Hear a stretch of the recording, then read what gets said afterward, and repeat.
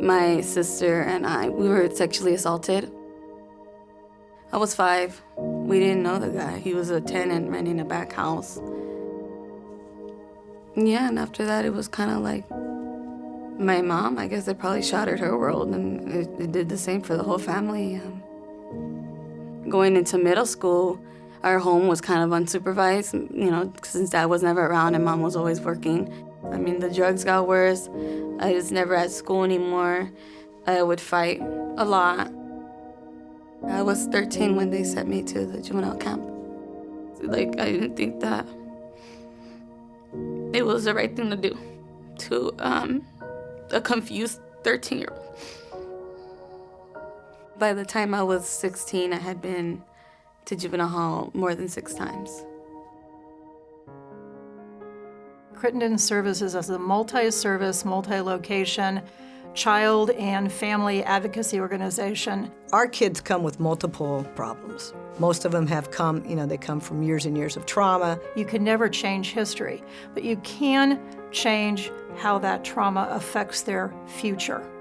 When I describe what residential treatment is, it's kind of like you have juvenile hall on one hand and you have home on the other hand, and we're the stepping stone between the two. We drove up to the house, and I thought the campus was beautiful. It looked free, like a free space. It was very open, and my initial thought was, I can run away. Running away is not a bad behavior to be punished. To us, it's a symptom of pain. When Lucero ran, we followed her down the street. Kind of expected them to jump out of the van and knock me on the floor and put my hands behind my back and throw me in the van, but they didn't. I just asked her, you're gonna have a choice, but can you give us a chance? And I was like, what does she mean, give them a chance? The whole time I had felt like no one ever gave me a chance. At that moment in time, she thought, oh, this is not a place where you do time. This is a place where you can actually change and get rehabilitated. Yeah, that was the first time I didn't feel rejected, and I felt like they saw me as a person and not a criminal.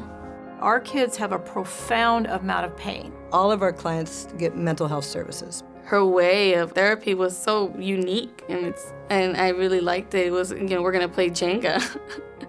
I don't know, I always felt happy when I talked to her.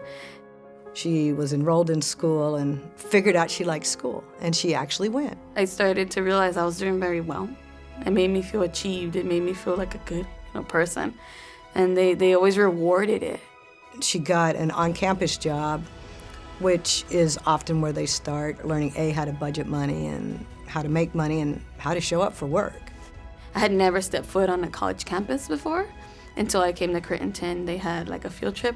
And then I think that's when I really realized you can do whatever you want.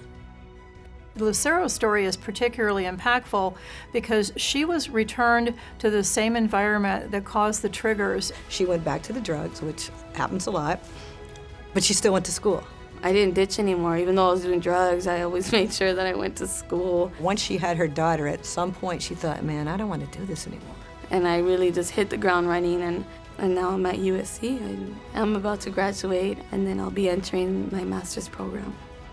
If I didn't get back on the van, I probably would have ended up at a high-security correctional facility. For me, knowing that the seeds that we all planted, and they germinated, they grew, they're flourishing, they're spreading. Thank you for still reaching out to me, and to this day, you still help me.